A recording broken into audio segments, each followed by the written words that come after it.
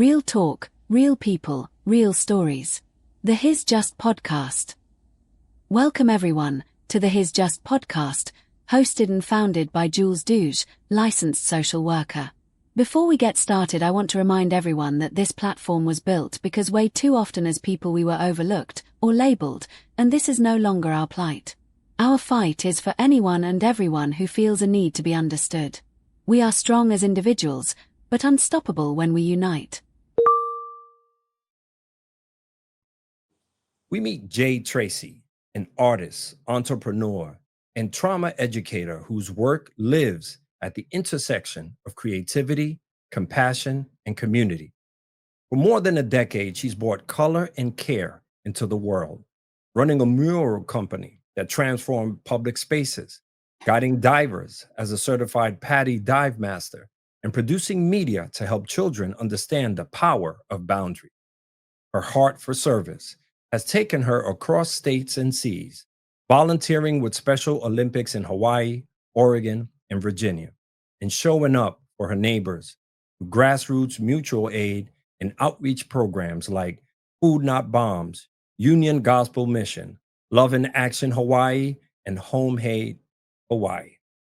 Today, Jay leads Boundary Bandits, No Excuse for Abuse, a creative education project that empowers children to recognize harm, build emotional safety, and grow up clear, confident, and protected. Her work is rooted in the belief that every child deserves to feel safe in their body, voice, and story. And that change begins with empathy and education. Because the truth is, children can't stop abuse alone. They need adults, communities, and systems that are willing to see the signs, that believe them, and can act before harm has the chance to take root. The question is, will we notice in time? Jay, welcome to our show. Thank you. Thank you for having me. It's such a pleasure having you. And before we get into anything, can you tell us a little bit of what you're currently working on? Yeah, actually, so you mentioned it in the intro. My current project right now is Boundary Bandits, No Excuse for Abuse. And that is a set of educational materials, including cards, posters, and short video clips, kind of like what you would see on a social media reel. And there's cinematic presentations of boundaries spoken by children. And this is because we're in a world where the media and the tech is kind of speeding up, and the things that we had in the past helped for the mindsets that we had then, but I think now we're in a place where we have a lot more education, a lot more data to work off of, and we can go a little bit deeper on the emotional level with kids. And also we're in a much bigger need to have widespread protection with the internet, and with unfortunately there are, where there are children, there are child predators, and that is across the board. It doesn't matter if it's a child in film working as a child actor or somebody growing up in poverty going to a public school. I think that they all deserve access to the same education on how to spot safe adults, understand safe and unsafe touch, and how and when they should speak up, run away, or contact a safe adult. Mm. Can you tell us a little bit more about these support systems? In your experience, what kind of support matters most in the immediate aftermath of something that takes place? I think if you are, from a diving perspective, it's always important the best action is prevention. And so I'm also still going to answer about how to support somebody after, but you really want to start by catching it before it happens. Something that happens far too often is that people don't know what they're looking for, especially if they grew up in an environment where they were secure and supported. And their view of the world might be very positive, and that might blind them to the intentional actions of people who want to cause harm. And I think if you are somebody who is savvy about what to look for, and you can also teach your kids to be that savvy child who understands the realities of world at their age appropriate level, I think you can prevent a lot of issues. But if it comes to the case where you have been unable to catch something until after it happened, I think the best support you can do first is to fully listen and ask questions and get the details as soon as possible about who was involved, what actually happened and show up supportively. Because it seems basic, that seems like it would be the natural step, but a lot of times people get in their own feelings about what happened to somebody else, and they place their own comfort before the harm that's been done to a victim, especially someone who is vulnerable and can't defend themselves. And a lot of times that might show up as placing their religion before the comfort of the victim. It might show up as not listening. It might show up as wanting to hear the side of the abuser before believing the victim.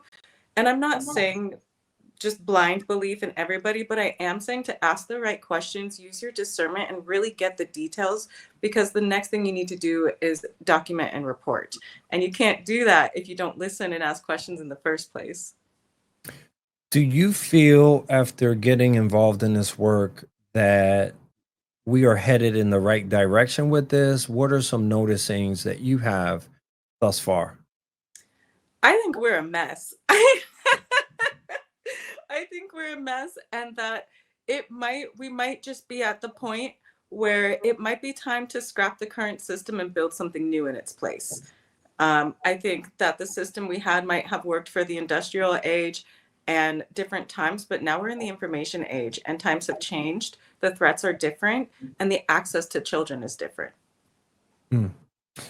You know, as a superhero today, you have put your cape aside, and we are so grateful that you've joined us today to talk about your work, but also some of the things that you had to deal with growing up.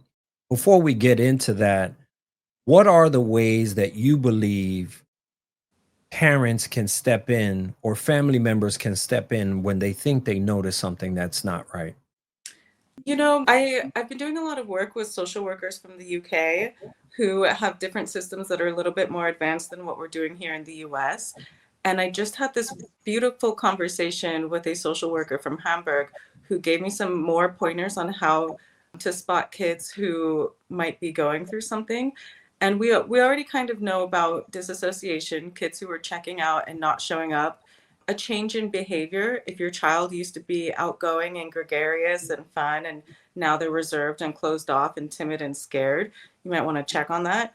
Or if it only happens in certain spaces with certain people that their personality changes, you might also want to get curious about that. And then the flip side is that a child who's been raised without boundaries might have no sense of stranger danger. And they might be way too comfortable in inappropriate ways with adults who are not safe, or any adult without any discretion. Hmm. Another way to spot things is if a child's eating habits change, if they stop eating like they used to, or if they overeat, like they're trying to comfort themselves or hide from something, if they start getting hyper focused on either attention or hiding. There's lots of changes in behaviors I think that you can kind of look out for. But basically, I would just, it helps if you know the child or if Mhm. you're seeing them consistently. You know, a lot of times we live experiences to kind of learn how to be who we are now. And right now, you are an internet sensation. You're speaking around the world. You are doing so much to kind of support women, parents, and children. I can't really imagine how difficult things were. If you can let us understand, how did you get involved in this work and tragically had to learn by experience in order to get to where you are right now? Thank you for asking. I was the oldest in my generation in my family. I had cousins growing up, and I come from a family that is largely dysfunctional. Um, the generational trauma goes pretty deep. My great grandparents on my mother's side are from Germany, and they grew up in a time when beating your wife and having domineering possession of your family was the role of the man. And unfortunately, they never really grew from that. So the furthest back of abuse that I know began with my great grandpa, and it's tough to reconcile that in my head, because by the time he was an old man when I met him, he was a loving grandpa, but that just wasn't the case for his own children and wife. And that got passed down to my grandma, who actually did a lot of work to heal from the abuse. And she was never outright abusive in that way, but she turned to religion in a way that became harmful to the people around her. She kind of overcorrected to the point of restricting her kids. And that is kind of the theory in my family of why my mother, I don't actually call her my mother, I just refer to her as Tanya. But the theory in my family about why Tanya became the way that she is partially her neurochemistry from how she was born. People have said that she's just kind of had this personality straight out the gate, and then that it was exacerbated by the strict religious upbringing that she had with my grandma. And it does show up. My Tanya's very, very rebellious.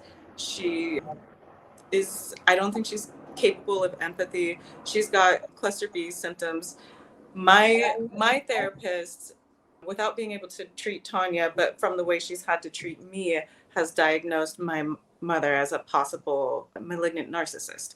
And what that meant for me is that I grew up in a household where the people who were supposed to be my caretakers were doing meth, drinking all the time. They were going on long drug binges.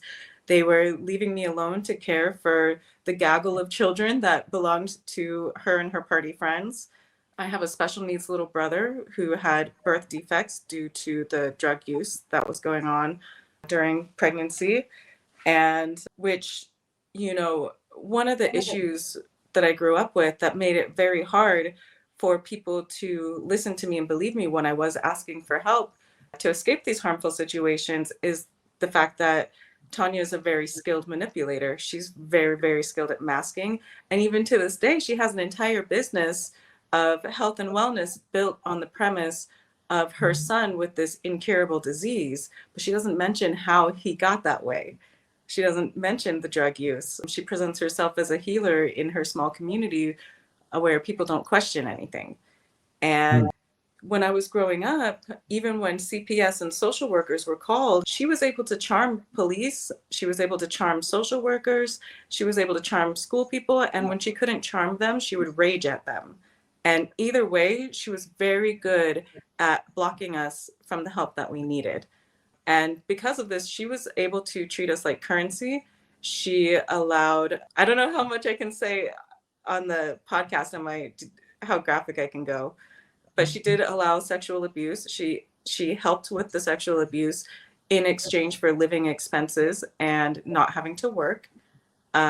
She subjected us to pretty intense abuse with different men.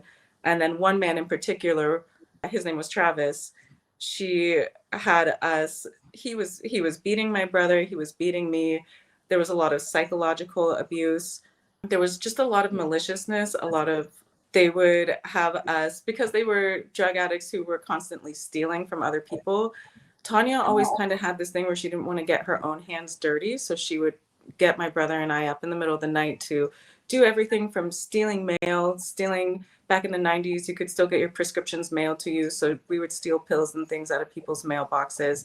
She would have us going to construction sites in the middle of the night to steal copper wire so that she could turn it in for money. Anything but getting a job. Anything but that, and then at one point when too many people, so I grew up mostly in Oregon. I was born in Seattle. She moved us down to Oregon. And then when she burned too many bridges in Oregon, she reached a point where one of her own party friends actually called our grandparents to have my brother and I taken away. And they immediately drove down. Tanya was passed out from another bender. She would come back from these benders and she would be asleep for 2, 3, 4 days at a time. So even when she was back, she wasn't ever there to take care of us. And so my grandparents came down. They actually took us twice. The first time they took us was when that friend called on Tanya. And they took us back up to Washington, where we got about 9 months of peace and rehab. And they actually paid off all of Tanya's tickets. They bought her a new car. They paid off all her debt. They paid her rent, and they spent $15,000 to put her in rehab. And Tanya walked out of rehab. She wrecked the car within 2 months. And then she got police officers to come to my grandmother's house and actually take us back. And at that time, she had become involved with Travis, who was already a convicted sex offender. And she was able to still use police officers to remove us from the safe environment with our grandparents and put us in the care of the convicted sex offender with Tanya, who had just walked out of rehab. And she was in there for meth. Mm. And You know, first and foremost, I just want to thank you for sharing your story, and mhm, we are sorry to hear that children have to deal in that way. And I know that there's so much that we need to keep talking about, but I wanted to just pivot a bit. When the harm comes from trusted adults, how does that shape your understanding of safety as a child? I know that you were the oldest and you had to oversee a ton of children that were not relatives of yours at many times, deal with babysitters. There was so much that you had to do early on. How did that feel for you, if you could remember, around safety and trusting adults? I don't think I ever had a sense of trust or safety. I think I think in my mind, the concept of feeling safe was something for quote unquote rich people, because the only time I had ever felt safe was with my grandparents. And they did do well for themselves. They made their money. They each worked hard for that. And I think I learned to be radically self-reliant. And, at a very young age, I was lying about my age because I was babysitting. And then I also needed to find us food. I needed to get us ready for school, the things that an adult would normally do. So I was a very parentified child. And I always grew up with the belief of nobody else is going to do it, so I have to. And I did what I could at those ages, but I don't think there was ever a sense of trust or safety. And that's actually something I still struggle with to this day. Is I'm very hyper vigilant, and I can appear calm and easy, and I logically know when I'm safe, but convincing my nervous system of that is a totally different task. As a child, what were some of the earliest signs, the emotional, physical? And I know that before Travis, there was some other issues, but as you started to see the earliest signs that started to progress, you were in 13 plus schools. You never were locked in a system that you can trust, but Mhm. also you never had that continuity. But for you, what were some of the earliest signs that you kind of could remember? Was it emotional? Was it physical? Was it behavioral as they were grooming you? Sorry, it cut off on the last three words. What was the last three words you asked? I said, what were some of the earliest signs, whether that was emotional, physical, or behavioral, that you knew something was not right? And which one did happen first, if you could remember? I think I don't think I grew up in a way to where my mind was conceptualizing right, wrong, normal, or not. I think at that time, I I was so focused on just getting the next meal or defending against the next attack that I didn't even have time to conceptualize that this was wrong or different. I think when I realized that things, I think I think the time that I realized when things truly felt wrong was the first time that I was molested by Travis. Even though other men had molested me at that point, it was such weird and different situations. And it was in such, there was the one I talked about in my soft white underbelly interview with the babysitter. And then Tanya always had a rotation of men. She would just go out and meet men at bars. She would pick up hitchhikers on the side of the road and put them in the car with us and go and have sex with them on the beach.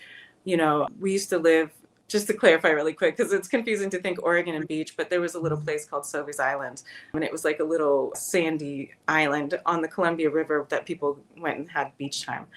And she would pick up hitchhikers, put them in the car with us, fuck them on that beach, and then set them free, I guess. and, and that kind of stuff. So I think I started to notice things were weird. I did understand that picking up hitchhikers was not right. And I was mostly concerned about, we don't know this guy. And I remember one time she picked up this guy who ate our food. We had packed lunches to go that day, and he just ate all of our food in front of us. And I was like, okay, I guess we're not eating today. And and then I think the first time Travis molested me was when I realized something was different. I didn't know what it was at that point, but I knew that my life at that point had changed. I felt filthy in my body. I stopped being able to eat. I used to love school and I completely checked out. Um, I would say that I just became a shell of myself, even as a child at that point. And, I'd always had a pretty strong survival instinct, but for a while it died. Mm. A lot of what you have talked to us about really speaks to just this particular situation, but for our listeners to understand, you also had to watch over your brother. Hmm. And that was a lot of what kept you from trying anything at that point, whether it was running away or doing something drastic, just because you felt that sense of motherhood or parent for him as well as he had to deal.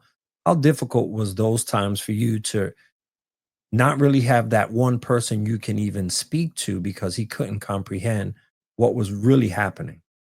I'm actually really glad that you brought up that point because I think that's something that a lot of people miss is the sheer loneliness of being in that situation where all of the adults are insane and all of the kids are either too young or my brother who is mentally disabled, he can't read, he can't write. He's present and he can understand the conversations around him and he can speak back and forth with you, but it has declined over time.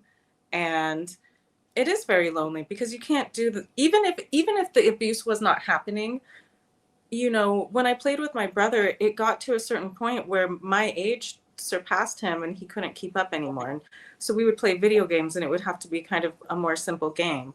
Or, he doesn't have a cognitive memory. He can't say this person hurt me or recall something from the past and tell it to you. And so that puts me in the position of, when I wanted to ask for help, there was literally, even though there were kids around me, there was nobody that could back me up. Mm. And, it just made it lonely. And then, of course, the care, like you said, not being able to run with Brandon, there were times when we did have to run and hide. And one thing I didn't get to say in my interview is we used to build these teepees. And I don't know why, but I just got really good at building these teepees and we would hide them out in the forest behind our house. And sometimes we did have to run and hide. And it was really hard to get him because, we're having to climb down hills and jump over logs and trees. And we're having to try and be quiet while we're doing it and hide from these adults. And sometimes that wasn't possible with Brandon. And a lot of times that resulted in me having to take the brunt of whatever was happening in his place. Mm.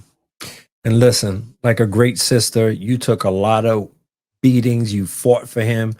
I love how you were telling the story about the bike got stole like 50 times. You kept going Yeah. back for it and you had to fight for him and you took the beating. Look, got a black eye, but I got your bike back. Don't worry about it. Yeah. One of the things that a lot of us are learning about this is that there wasn't just one place. It was like you were boxed in a situation where Tanya would strategically do things such as move constantly. And when you had to pick up and move, it happened almost every time. You didn't know if you were going or coming. And Yeah. that uncertainty of having to live that way. Now that this is starting to unfold, what was the relationship now between her knowing that she knew what Travis had done? Did that change in context for her at all, or did it get worse for you? So here's the thing is at that time as a teenager, I truly believed that Tanya didn't know. And she would make us rehearse these lines um, that would basically just be defending her. And we weren't allowed to talk about what was happening to us. And even my closest friends at that time would try to get it out of me. And it was just, I was so brainwashed at that time that I just couldn't bring myself to tell them. And, you know, it's, it's just, she is very skilled with that. I think the moving around was a tactic, and then brainwashing us was a tactic. And then, sorry, can you ask the question one more time? Because I want to make sure I'm hitting the point the right way.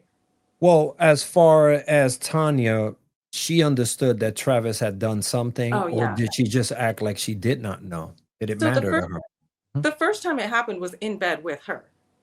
And many times after that, she was very involved.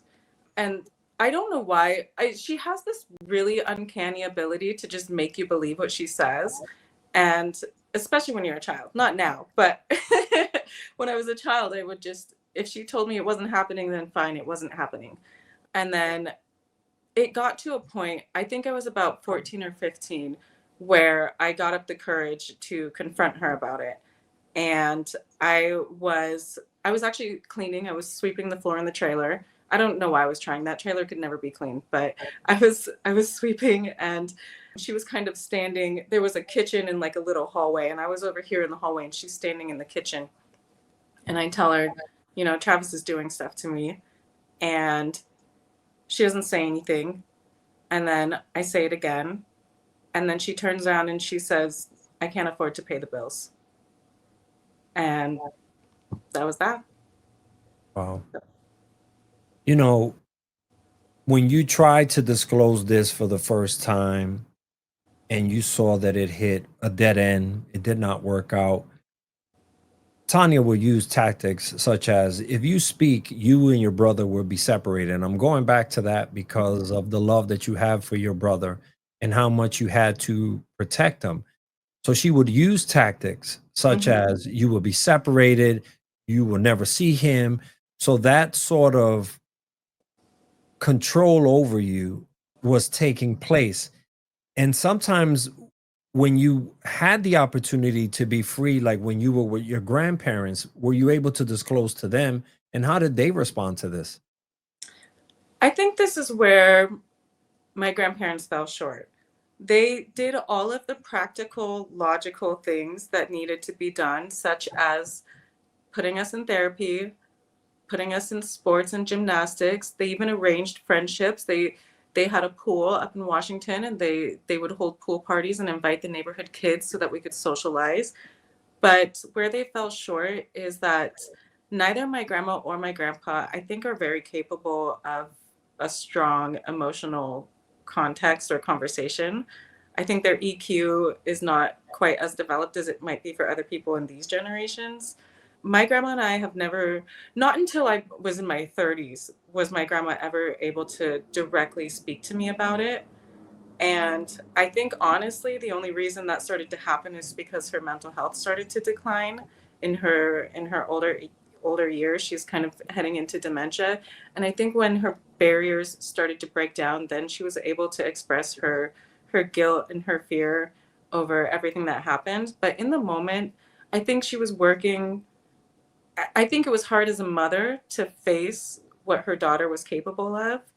And I think that she did bring us to church, and I think for her, church was the save all of everything. Yeah. Um, I would say, I mean, yeah, I think they did what they knew how to do. Mm.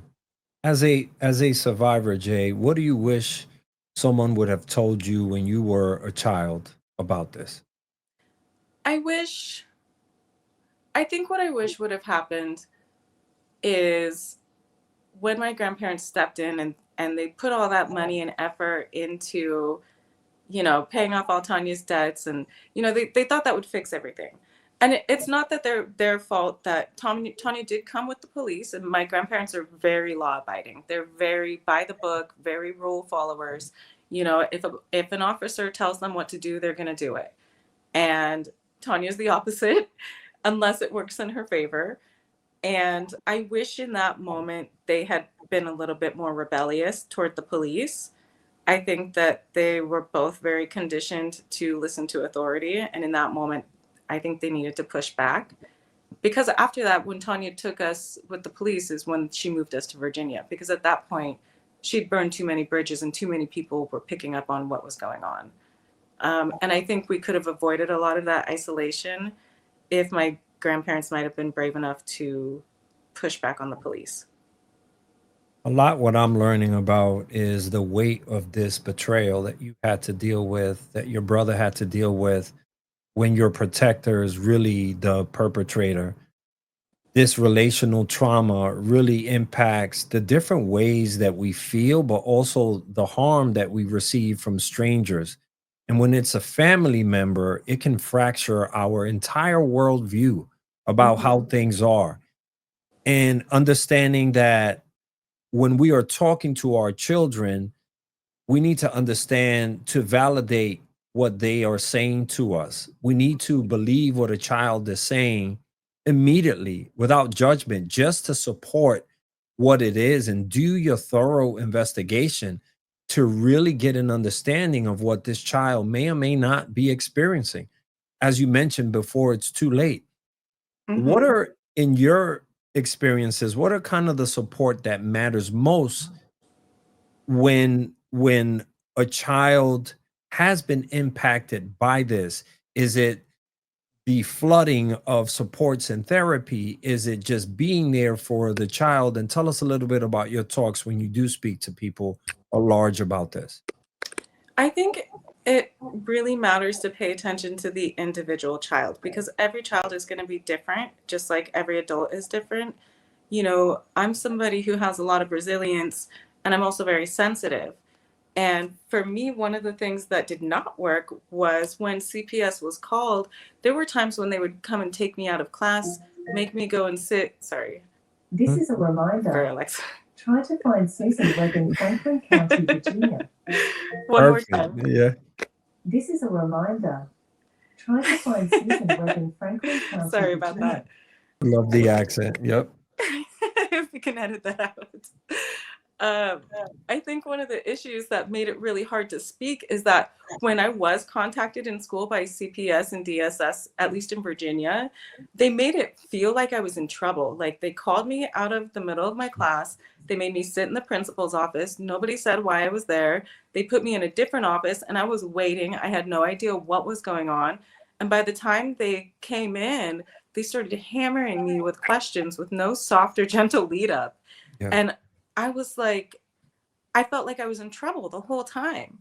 And then they were getting frustrated at me for my answers because I was giving them the answers that Tanya had rehearsed. And I think if they had just taken the time to make it a little bit more gentle, that probably would have been a lot more opening up. Like there's a school in Hawaii where it is one person's job to just be friends with the students. And they pair him with at-risk students or students who are having issues at school. And instead of going in with the hard hammered questions, he builds a friendship with them. And then they naturally open up to him. And he's been able to uncover things that were going on at home, missing parents, abusive dads, and things like that, simply by being a friend and being a listener. And I understand the urgency and the fear involved on the adult part when they find out something horrible is happening to a child. But if you take that fear into the room with the child who's already in survival mode, you're not going to get the answers that need to be said. If you could redesign how communities respond to this disclosure of abuse, like what would that look like for you? Okay. I it's so I have actually designed a system to replace foster care in the way that it handles children who have to be removed from their homes. My approach is educational, empathetic, and compassionate. And it's also monitored in a way that prevents and detects possible grooming. Because I think one of the issues is that sometimes the only person to show up to that child as a friend is another groomer who spots an easy victim. Because I think a lot of kids get re-traumatized by unsafe adults working in supposedly safe adult spaces. And then another thing is to actually build a relationship with that child and show up consistently, which is hard to do in an emergency situation. I think one of the issues that I had is at school, they were able to separate me from the harmful adults, but the CPS visits to my house, they didn't separate me from my abuser. I had to answer questions about my abuser in front of my abuser. So I'm not going to Mm. tell you the truth. They're standing right there. Like, they're going to hurt me when you leave. Like, so no child is going to speak up in that situation. Um, I think that's a great point because as children, it takes a lot of courage to really step up and to do something about it. And when you finally do, you find yourself caught up and where fear and shame and confusion, you're like, you were supposed to help me, and this went backwards. I can't really understand who am I supposed to get trust from now. When you were thinking about the Boundary Bandits, can you tell me how your survival kind of shaped the mission? Yeah, I think the reason that I came up with Boundary Bandits in the way that I did is because first of all, I wanted children to be involved in their own education. If you watch children's shows, you have one friendly adult and then a bunch of kids leading the charge. You know, Mhm. it's their world. You're entering their world and speaking to them on their level. And I think if you're trying to speak to a kid, even a parentified kid, from an adult perspective, there's going to be a disconnect there. And then, sorry, can you ask the question one more time? It was kind of like there's like a buzz going on that made it hard for me to hear everything. No, well, so the question was, as you were creating the Boundary Bandits, how was your experience as a survivor help you shape the mission? Shape the mission, yeah. So obviously, I don't want anything that happened to me to happen to another kid. I think a lot of the things that we teach are, they don't teach the kid to be powerful in themselves. There's a lot of emphasis put on obeying and listening and keeping quiet and doing as told. And there's less emphasis put on actually understanding what's going on around you and understanding that not every adult is safe and not every rule makes sense. And, you know, it's natural for kids to press boundaries as they learn and grow, but they also need to learn to create boundaries and know what those are. There's really great moms and things online now who actively show, work with their kids on safe touch, unsafe touch, who is safe to talk to, simple things like having a family password, which, you know, those things aren't going to work if it's your family who's causing the abuse, but if it's an adult outside of your family, I think it's a little easier to work with that. So, and I think my approach too is influenced by just the fact of being an artist and a diver, the same way that we have to approach creating solutions that don't yet exist and then having a focus on prevention instead of treating after the fact, which I think is a huge problem. You know, I want to hit it from all angles, and my goal is to reach it at the root and work growing something from there than starting after the harm has already hit. One thing I want to disclose to the audience here, people who are listening, is that you were still a straight A student above all this. Incredible to even think about. You know, it's almost unbelievable to kind of think about that. So really kudos to you and to your resilience. When you are working with children and teaching them about boundaries, how do you balance protecting their innocence and also giving them the tools at the same time? I think it helps to dissect where this idea of innocence is coming from, because if you're approaching the idea of innocence as like a religious idea to where you want to preserve something holy and pure in them, I think that can kind of lean toward a radical idealism that's not realistic for the world that we live in. And but I think if you focus more on allowing your child to be a child while also being an aware child, I think that's a little bit healthier of a concept, because you do want your child to learn and explore, and you do want your child to be able to develop their own skills, and you also want them to still, maybe you still want them to believe in the tooth fairy or be able to just enjoy the discovering of life on earth. But I think that's more of a mindset rather than trying to preserve a form of purity. And I think if we can separate that and let go of this idea, because the thing is if you don't protect their innocence while there's active predators who are trying to take that innocence, I think I'm sorry. What I meant to say is if you're trying to protect this concept of innocence that other people are trying to attack and take from them, I think the focus is just in the wrong spot. Your child can still be a learning, growing, developing child with plenty of wonder and joy in the world, while also knowing that not everything is Blue's Clues and Peppa Pig. It's Mhm. Yeah. What's your relationship with Tanya and Travis, if you do have one with them? I went no contact with Tanya, I think the first time in my 20s, pretty much as soon as I started going to therapy as an adult and they started unwinding all the brainwashing she had done. I think the last time I was truly friendly with Tanya was in about 2013. And that would have been during the time when I did have about 4 to 5 years of active addiction where I just got into the wrong life, the wrong crowd. And I, instead of using it as a self-destructive thing, my time in addiction was high functioning. I worked a lot. I basically just used it to work and work and work. And I think I was getting value from the same way I did at school, like just having that all of my socials and everything, also my social connections and fun were tied to work. And so doing drugs for me was a way that I could get that connection with people at work. And then when I realized that's not the type of connection I want in my life, I also started looking at the other connections that I still had in my life, such as Tanya. Um, I, with Travis, I haven't had any contact with Travis since I ran away from Virginia. The last time I saw him was the last time Tanya dropped me off with him in a motel to be SA'd, and that was the last time. And then after that, I took Brandon and we ran back to Oregon. And then with Tanya, it used to be very complicated. Now for me, it's very simple.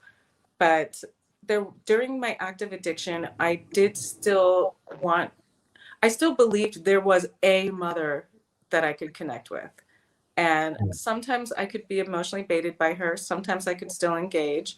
As I grew up, I realized that this is just who she is. She's never going to be a better person. She might be able to put on a mask and present in a certain way, but the way that she speaks to me and sees me is very degrading still. And even after she saw my soft white underbelly video, she called me a liar and a skank. She so nothing has changed. We're still there. It's But something when you break the narcissist down and you see them for who they are, it's interesting how they have no power over you yeah. and what turns out of them. Tell me about Brendan, and are you in contact with him, and what's that like? Tanya still has control over Brandon. She's never going to let him go unless he's legally taken away because she doesn't want to work and he gets social security and disability checks. And that's kind of what she's been living off of our whole lives if she's not living off of a man. I think she had a job when I was maybe 4, 5, 6 years old, and that's the last time I've seen her work a job. But with Brandon, I try to stay in contact with him whenever contact is allowed. I send him gifts. I used to send him healthy groceries because they had a really poor diet, and to me, just nutrition is very important. So I used to try and get them to stop drinking soda, and I would send them kombucha, flavored kombuchas and things like that. And he likes photography and art, but he is limited in what he can do. So I sent him a little Instax camera, and I sent him colorful film and things like that. So he knows that I'm still here.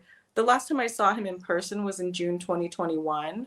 Tanya had arranged somewhat of a family reunion with half of the family, and they went out to Oregon, and I flew from Hawaii to meet them there. And there was drama, but I got to see my brother, and I got to spend time with him, and I guess technically kidnapped him, but I did take him away from that part of the family to meet the part of the family that he hadn't seen in some time, my grandparents and things like that. So we got to have our time together.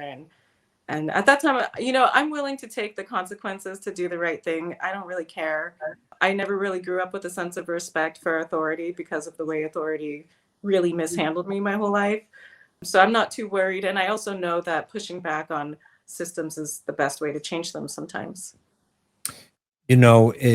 It is so remarkable to kind of hear that you still have a big heart on top of all of this that has happened. You've been all over the place. Tell me how you got into this action plan for Hawaii. Was that something that you had that goal, or do you just, all right, Hawaii is the spot? It's a little bit of a funny story. So my grandparents had taken me to Hawaii as a kid because they had a condo out on Big Island. And so I already had happy memories of going there with my grandparents. And then as an adult, I had moved back to Oregon temporarily. I'd run away from Virginia. I did my last year and a half of high school out there. And then I went to a trade school, and then I went back to Oregon. And I spent about 5, 6 miserably cold years there. And I just hate to be cold. And so I was traveling to warm places, and I actually was dancing at that time. I became a pole dancer for that time. And I ended up winning a competition for Miss Exotic Oregon. Technically, another girl had won, and they found out later that she had cheated. And I was second place by a single point. And so they called me and gave me the crown and whatnot. And I had still won second place. I'd still won a good amount of money. And I took that money and moved to Hawaii. Mm. I said, peace out. Thanks for the cash and the good times, and took the dancer money and ran. Funny how your childhood memories came back to support you. Tell us a little bit about your work now. How are women and parents receiving you and your story as you're doing these talks around the world? I would say a lot of the women are opening up about things that have happened to them. And I'm so sorry. I did not This know is a reminder. there was this many Look reminders. for bulk packages of slippers. Some We'll of let the it. Don't reminders worry. are. Yep. Hmm. Look for bulk packages of slippers. We Sorry. can edit. This is part of me managing my CPTSD because I still disassociate a lot, and if I don't set reminders to do things, I will not do them. Nothing wrong with that. Tell us again, how do you feel women and children are receiving you when you're doing these talks around the world now? So I'm actually getting a lot of women, and I'm surprised at how many men are actually showing up. The men are more private. I would say the women speak to me in comments, and the men fill up my inbox. And there's a lot of trauma dumping, which is fine. I don't care. To me, trauma dumping is just somebody who hasn't had their story heard yet. And, you know, mostly people are feeling heard. I started telling stories where I put infographics with definitions of therapy terms, healed responses, and unhealed reactions to manipulation tactics. And people are finding that incredibly helpful. People are writing to me about how it's helped them unravel their own trauma. It's helped them put words to understanding what has been going on in their lives. There's people who tell me that they share my lessons with their kids, and it's really beautiful. I'm very flattered. I didn't necessarily, I wanted to change the foster care system, and I was coming from a place of education, but I understand that there are trained professionals in the world who are doing this, throughout their whole lives. And I am working with a team of trained professionals. I'm not just coming up with everything willy-nilly, but I am finding that people feel seen, heard, and people are telling me that I'm bridging the gap between the conceptualized theory of what's going on and actually applying it to life. And they're actually able to take that and use it. Tell us about your world of photography. I know that when you started learning about diving and then you started doing it professionally and you started looking at that. Tell us a little bit about that, Jay. Yeah, I would say I've always been attracted to the ocean. I think that water is very healing for a lot of people, not just me. Um, my grandma was also really big into the ocean. She always took me, when she took me to Hawaii, she took me snorkeling and swimming and stuff like that. And everywhere I went, I was just always attracted to the ocean. And then I realized that because of everything I'd been through in the past, I just had no fear where other people were terrified. And so I just kept pushing my limits. It started with, realizing I could hold my breath for several minutes at a time, and then actually taking a freediving course and doing it correctly. And then I had my first dive.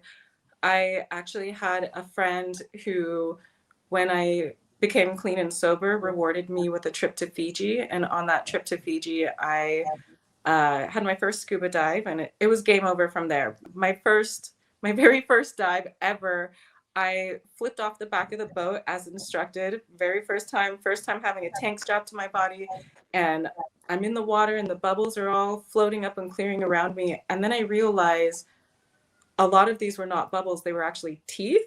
And I was floating in the middle of a school of barracuda. And they're so creepy because they don't move. They're completely still. And I'm just looking at their teeth and their eyes. And I had a moment where I was like, like, I didn't know what to do. I froze.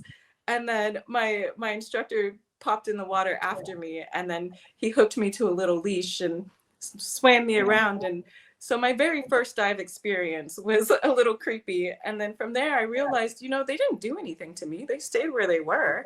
We saw about 9 sharks on that first dive, and I was in love. I realized that I had the kind of resilience and courage that I could do some really cool stuff.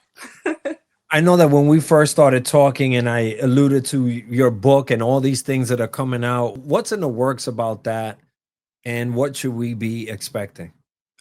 So I did start writing my book about 2.5, 3 years ago.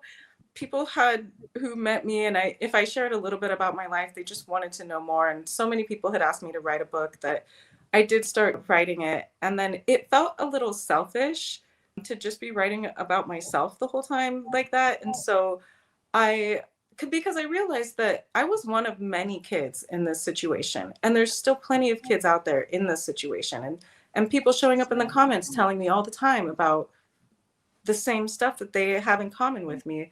And then I started looking at the bigger picture of realizing that not only is this a generational thing, but there's social, political, and history context that all contributes to this. I'm writing my memoir, and it is about me and what happened to me, but it's in the context that I hope is more inviting to a wider audience of people who grew up in the US as the grandchildren of the people from the industrial age, because I do want to put it in context of the type of personalities and society that was needed at that time, and how a lot of abuse came from that as we evolved and became wiser human beings, and now we're living in this world where we've got one foot in the past, where we've been raised from people who thought emotions were weakness, to now we're living